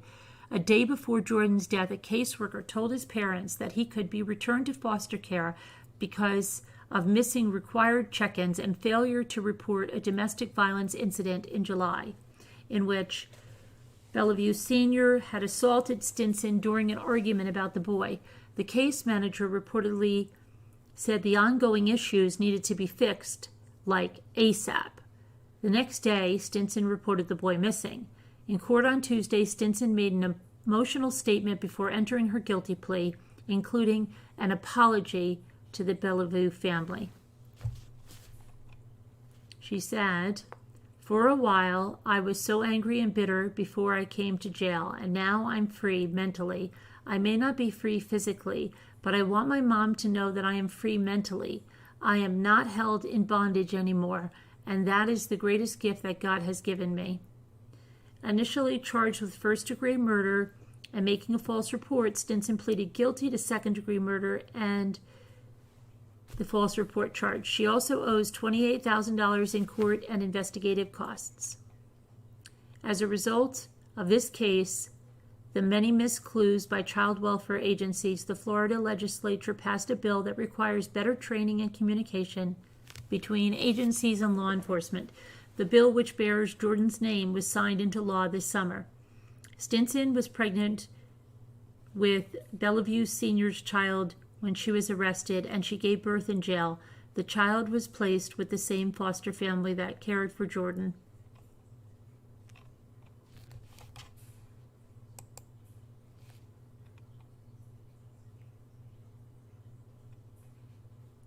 Okay, and then there's an update on that fishing trip in Florida that ended with the murder of 3 men. Remember that one? Frostproof. Okay, let's see what we've got here. Prosecutors are seeking the death penalty for a Florida man accused of beating and killing 3 men on a July fishing trip. The state attorney's office filed an intent to seek the death penalty for 26-year-old Tony T.J. Wiggins Jr. on Tuesday at the Polk County, Florida Circuit Court. Damian Tillman, 23, Kevin Springfield, 30, and Brandon Rollins, 27, were found brutally beaten and shot to death at a secluded Frostproof Florida lake in Polk County. The incident happened around 10 p.m. on July 17th. And 3 days after the killings, authorities arrested Wiggins, Mary Whitmore, 27, and Robert Wiggins, 21, in connection with the case. According to Polk County Sheriff Grady Judd, suspect Tony Wiggins was the trigger man and the one that did the most damage.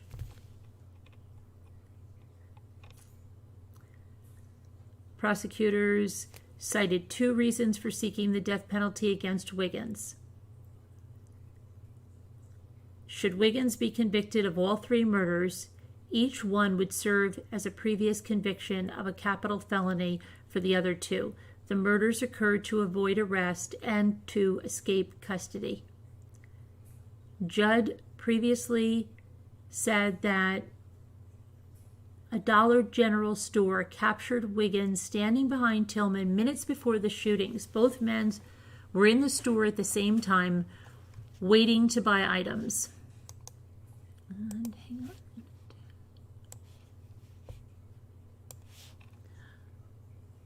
Wiggins can be seen on the security footage talking to Tillman Judd called the encounter bizarre.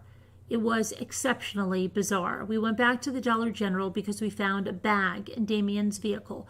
We pulled the tape, and Damien was standing in the line to check out, directly behind the guy that we later learned is Tony Wiggins, and a guy behind him called Robert Wiggins. They're brothers.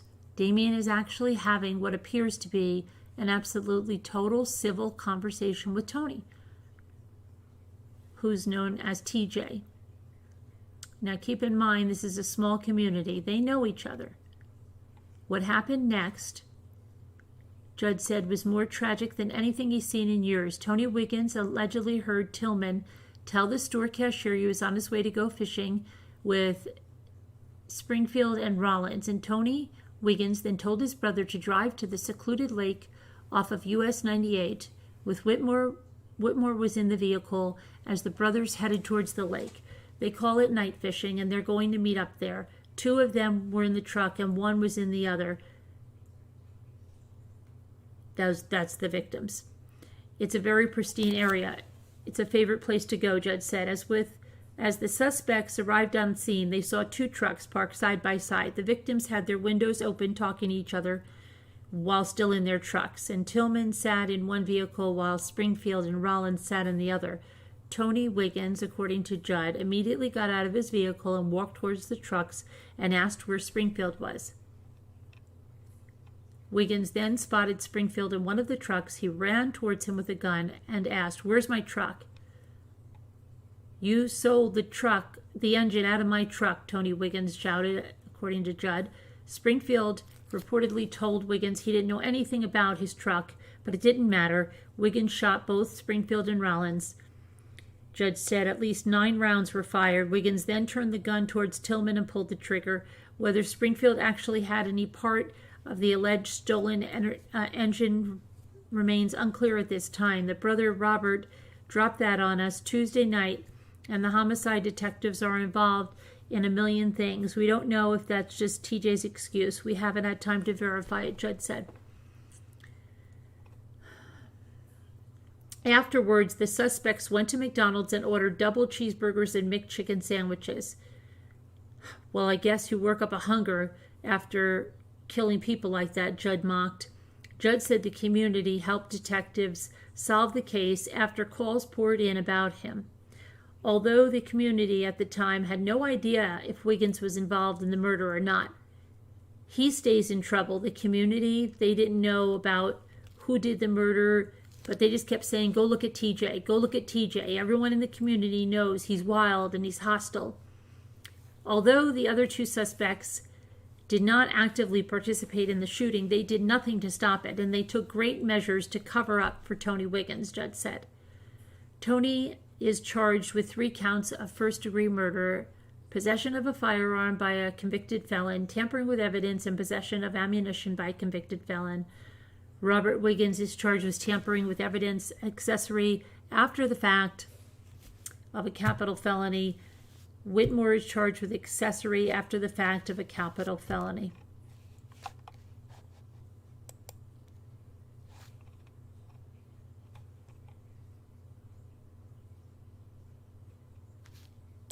Okay, so now we have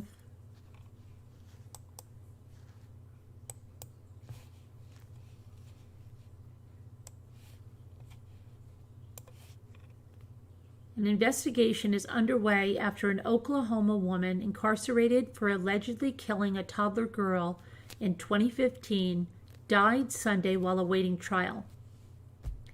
Leslie Hendricks, 37 years old, was pronounced dead at a hospital after collapsing in a shower at Canadian County Jail. Her cause of death remains under investigation. She's been incarcerated since 2016, and she was facing first-degree murder charges in the 2015 slaying of 23-month-old Isabel Little Elk.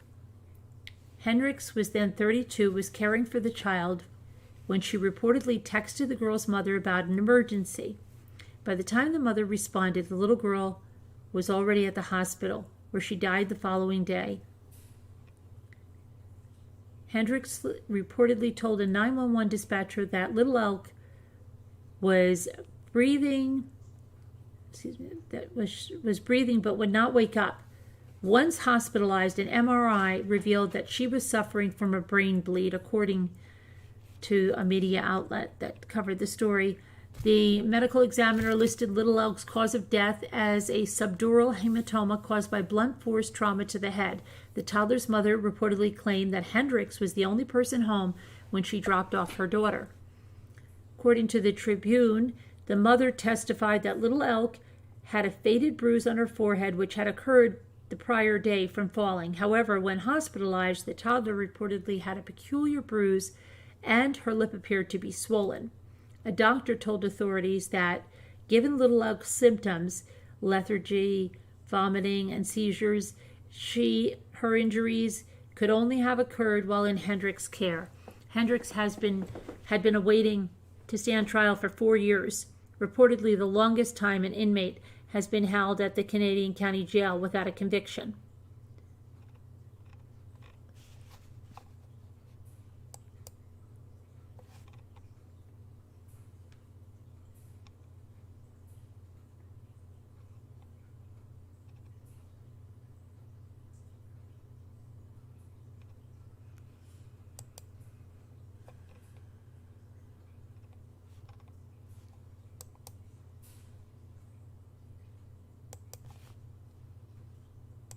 Okay, whoops. Here's a strange crime for you. A prominent North Carolina pastor allegedly urinated on a sleeping passenger Monday during a Delta flight from Nevada to Michigan. Alicia Beverly told the media that she was awakened by a warm feeling during the Detroit-bound flight. And Beverly said the man did not say anything during the bizarre ordeal. I jump up, and I seen his private area out, and I screamed, and that woke everybody up, she recalled. By the time I actually looked at him, and I see him shake himself off, and I'm like, this man just peed on me. I looked, and there was a puddle of pee in the seats. Beverly's screams reportedly alerted an off-duty police officer who restrained the man. Sources said that the man, a pastor, had an adverse reaction to a sleep aid during Monday's red-eye flight from Las Vegas. Beverly said she had to sit in her soiled clothes for several hours before the plane landed in Detroit, where the pastor was taken into custody. The FBI investigates incidents that occur in the air. So far, the pastor has not been criminally charged.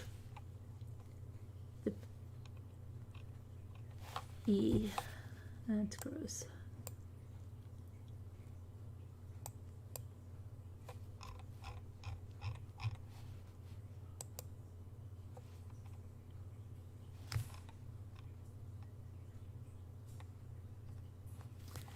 Okay, and then we've talked about this case before coming up.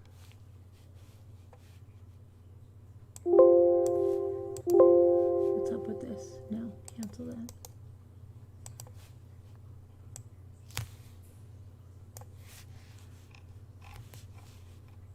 So Stephanie Hollingsworth.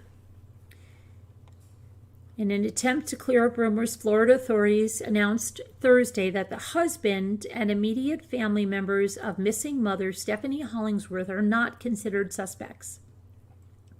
Hollingsworth left her home in Orlando, from the Orlando suburb of Belle Isle on September 25th to run errands, and she withdrew $20 from a nearby Bank of America drive-thru off of Hoffner Avenue and Goldenrod Road at 2 p.m. She was in a 2000 champagne-colored Chevy Tahoe with Florida license plate Y50XUR. Family members said she left her cell phone at home, and she was last seen in a black shirt and black or gray pants. A video that surfaced earlier this month showed Hollingsworth as she walked down a Walmart aisle in Orlando off of South Goldenrod Road on September 25th. Police said she left the store alone. Now, her husband, Scott Hollingsworth, and his immediate family have been ruled out as persons of interest in her disappearance. Scott has been exceedingly cooperative with us throughout the investigation and has supplied all the information requested by detectives. We will not be commenting any further on this matter, said Belle Island Police Chief Laura Houston. Scott Hollingsworth said it was completely out of character for his wife, who's a yoga instructor and mother of 3, to simply vanish. Security footage at the bank and Walmart didn't show anything unusual, and Hollingsworth didn't appear to be troubled or in distress. She's an amazing person, an amazing mother. She's a beautiful soul and just gave everything she had to everyone in her life, he said. A lot of people loved her, and anyone could always count on her. Stephanie Hollingsworth is described as a white female, standing 5 feet 4 inches tall, weighing 115 pounds, with brown hair and brown eyes. A previous $5,000 reward for information that leads to Hollingsworth has now been increased to $10,000. And anyone with information is asked to call the Belle Isle Police Department at 407-836-4357. So she's found alive.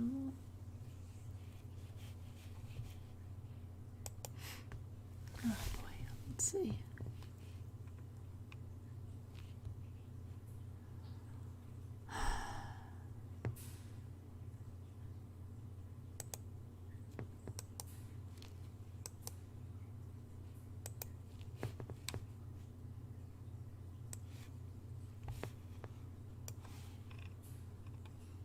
An Indiana woman has pleaded guilty following a horrific incident that left her granddaughter with permanent scars. 50-year-old Greta Fell was sentenced to 12 years in prison on 2 counts of felony aggravated battery. According to court documents, Field's minor granddaughter was visiting her in early April with plans to return home for Easter. And Greta picked the girl and her brother up from their father's home in Alabama and brought them back to her Boone County apartment. With the pandemic, Field told the children's parents that the state lines in Indiana were closed and she couldn't return the children as planned. The victim's parents learned that let's call her Greta. Greta lied. The state lines were open in April. While at Greta's home, the little girl accidentally wet herself while on the couch. Greta then put the child in a shower with hot water that reached 137 degrees Fahrenheit. The girl was later rushed to the hospital with significant burning. Greta claimed that other adults had dragged her over the carpet, causing the burns. She said that the victim got burned after getting into her lotions and creams, but a nurse practitioner with the hospital's abuse team told authorities that the injuries were not accidental. The Indiana Division of Child Services said the girl had 3rd-degree burns on her face, genitals, scalp. She also had significant bruising on her body that couldn't have happened during everyday normal activities. The little girl told her parents that she got the burns in the shower, while others in the home said that Greta hit the child with a wooden back scratcher. She then took the child and the back scratcher to the bathroom, and family members said they heard screaming coming from the bathroom.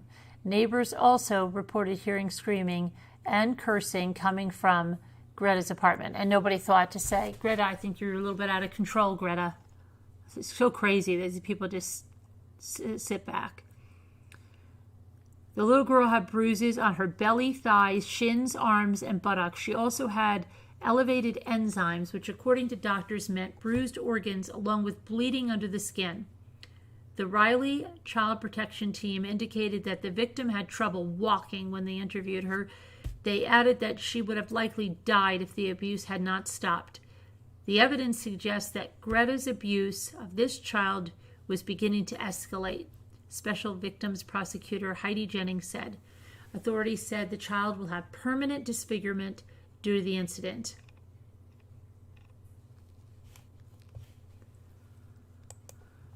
horrible.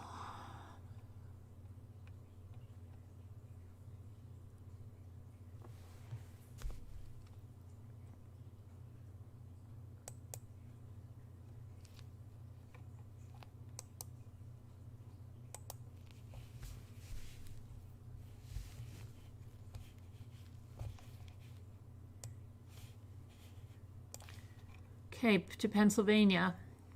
Pennsylvania woman has been declared blind after she was targeted in a random acid attack last week.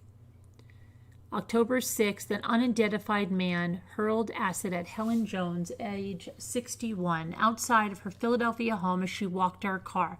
At the time of the attack, Jones, a phlebotomist, was heading to a nursing home to draw residents' blood. Jones's daughter told the news outlet that, let me see here. The suspect approached Jones asking, "You good?" presumably inquiring about the woman's safety. As Jones looked up to say yes, the man allegedly threw acid in her face and fled. The Philadelphia Fire Department hazmat unit confirmed the chemical used in last week's attack was chlorosulfuric acid. Jones was rushed to the hospital in critical condition. Her daughter said Jones suffered burns to her tongue, lips, and eyes, leaving her blind. Horrible. Jones claimed that she did not know her attacker, who reportedly was wearing a mask covering his nose and mouth. Her daughter said that the man possibly has burns on his hands from the acid he threw at her mother. Jones remains hospitalized. No arrests have been made in connection with the October 6th incident. Wow, how horrible.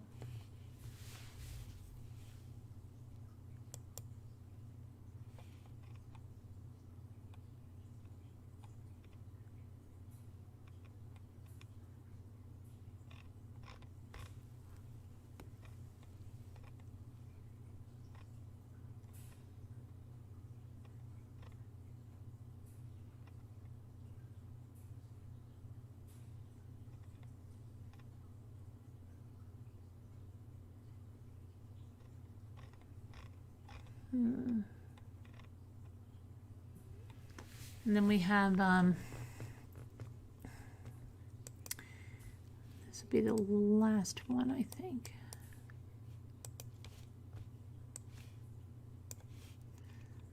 So if you remember the little girl that fell from an open window on a Royal Caribbean cruise ship in 2019, her grandfather pleaded guilty to negligent homicide on Thursday.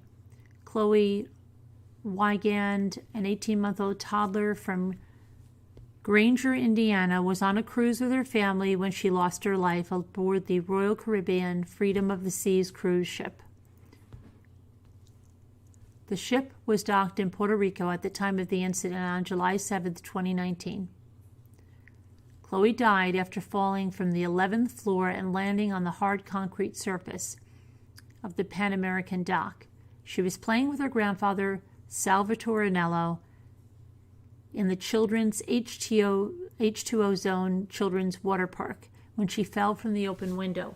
Anello, who often accompanied Chloe to her brother's hockey games, where she enthusiastically banged on the hockey rink glass panel, said he lifted the girl up at her request while they were in the play area, and he said Chloe slipped from his grip and her death was an accident.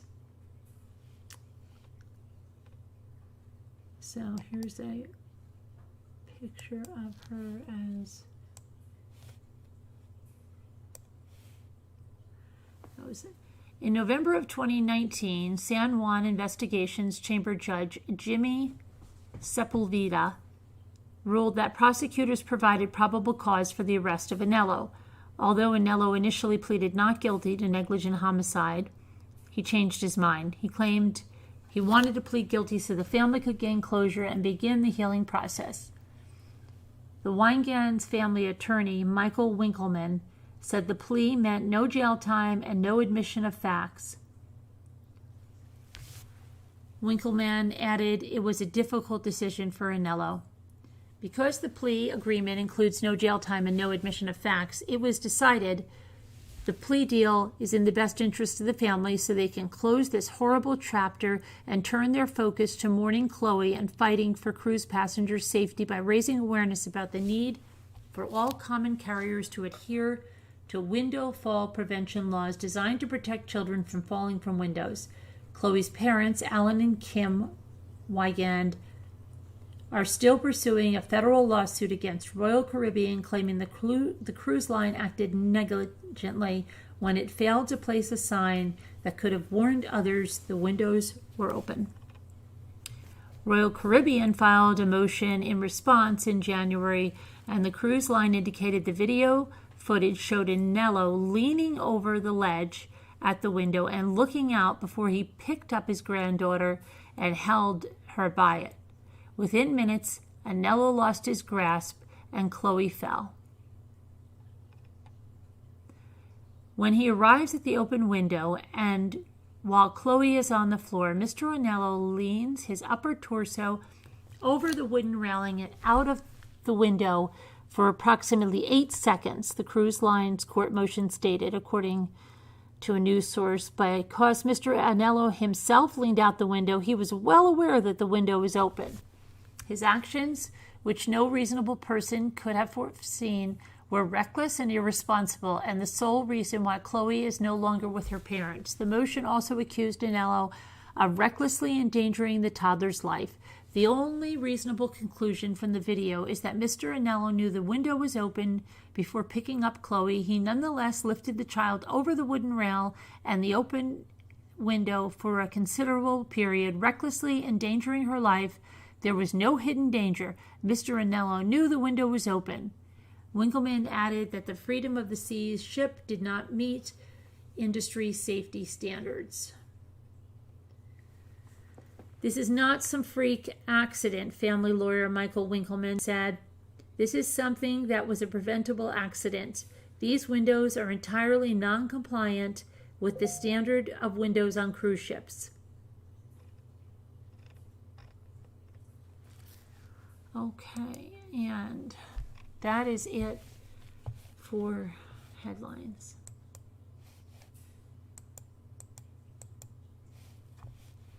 And where's the thing? Here's my...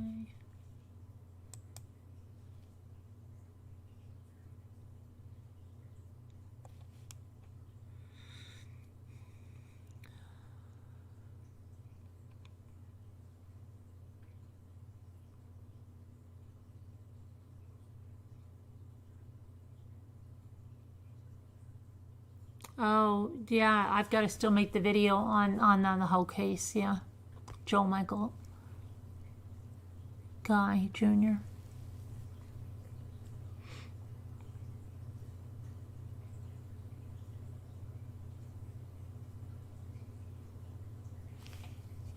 Zoe, you sent me an email.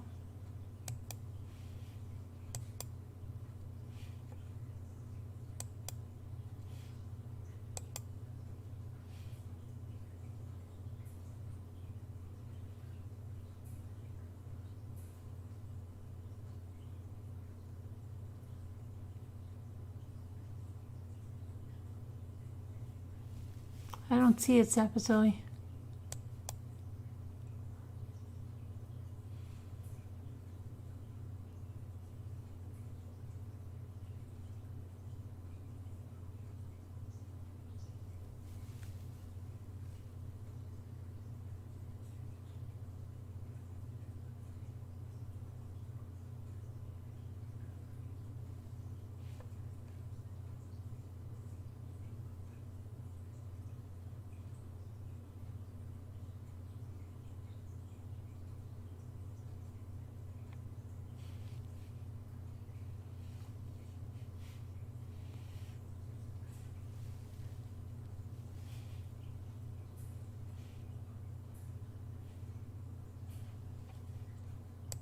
I don't see it, Zampa.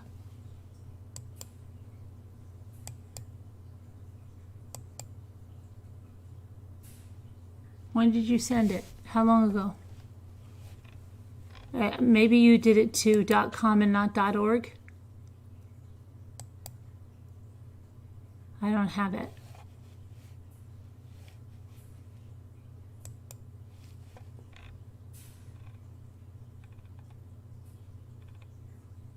I am tired, Davida. I think I'm going to call it a night.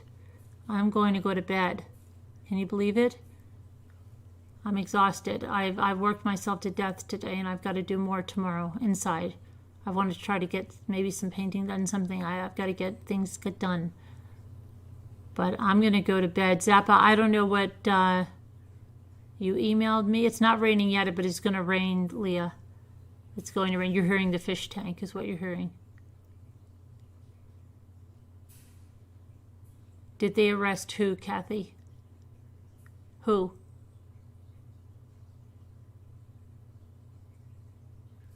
I don't know, but my eyes are closing. It's almost like the Mark Sievers night when I fell asleep while reading stuff. So I have to say goodnight tonight. Sorry that I can't stay longer. Zappa, I'm not sure what it is, but you can email me. All right. Everybody have a good night. God bless. Prayers for all that need them. And love you guys. See you tomorrow, okay? I'm going straight to bed.